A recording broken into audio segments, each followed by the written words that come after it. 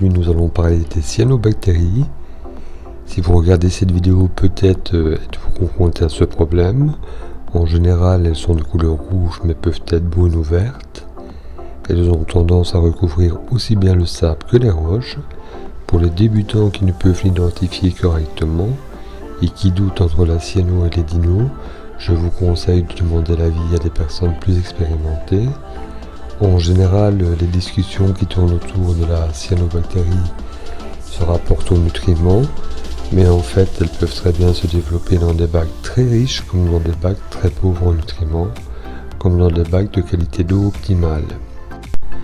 Dans le cas où vous disposez d'une qualité d'eau optimale et que vous voyez que celle-ci se développe sur les zones de dépôt de sédiments, à ce moment-là, il est nécessaire de vérifier votre brassage et de voir si vous ne devez pas nettoyer votre pompe.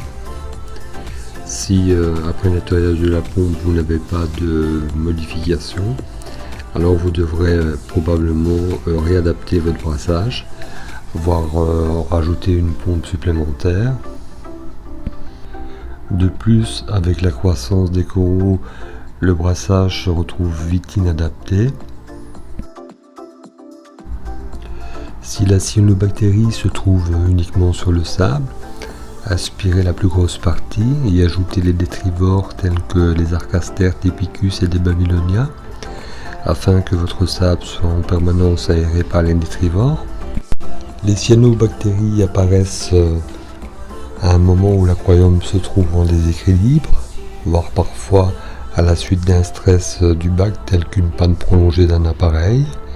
Généralement, il s'agit d'un dérèglement entre l'azote dissous dans le bac, ce qui crée une balance non conforme entre les phosphates et les nitrates, c'est-à-dire que soit l'un varie d'une façon considérable et l'autre pas.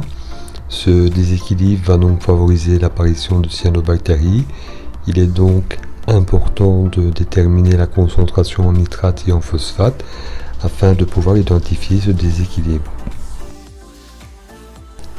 Si vous utilisez une source de carbone et que vos nitrates et phosphates sont proches de zéro, nous vous conseillons d'arrêter celle-ci à un moment.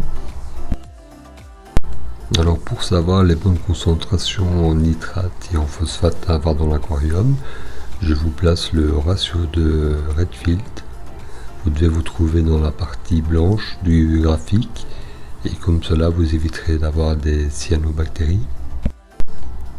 Si vos phosphates sont trop élevés et que vous disposez d'un filtre fluidifié, vous pouvez utiliser des résines ferreuses afin de les diminuer. Si vous n'avez pas de filtre fluidifié, nous vous conseillons d'utiliser des résines à base d'aluminium telles que le sigel de Sichem. Elles seront très bien absorber les PO4 simplement passifs dans la décantation. Vous pouvez aussi régler votre écumeur afin d'écumer plus clair pour réduire les phosphates. La qualité de l'eau osmosée est aussi importante dans la lutte contre les phosphates et les nitrates. Vérifiez que vous n'avez pas de phosphate et nitrates en sortie de votre osmoseur. La nourriture est très importante aussi dans les apports en phosphate dans l'aquarium. Il est important d'utiliser des aliments très pauvres en phosphore et en phosphate ajouté. Nous vous conseillons Elos car il n'en contient pas.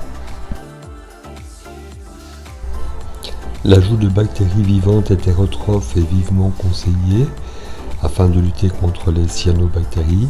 Certaines souches de bactéries comme Enzipro de chez AMS facilitent la disparition des cyanobactéries.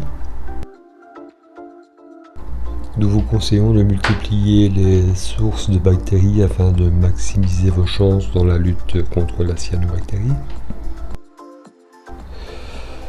Si vous voyez vraiment que vos animaux souffrent et que vous ne parvenez pas à vous débarrasser des cyanobactéries, vous pouvez toujours essayer du Mycocidol ou du Red Cyano RX de chez Blue Life.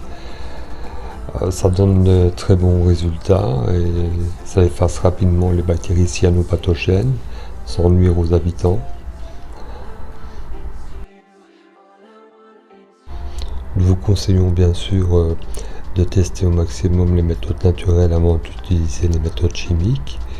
Et si vous étiez relativement haut en nutriments, essayez de revoir éventuellement votre maintenance afin que le problème ne se représente plus. Voilà, nous arrivons à la fin de cette vidéo. N'hésitez pas à vous abonner et à la partager. Et je vous dis à bientôt pour un nouveau sujet.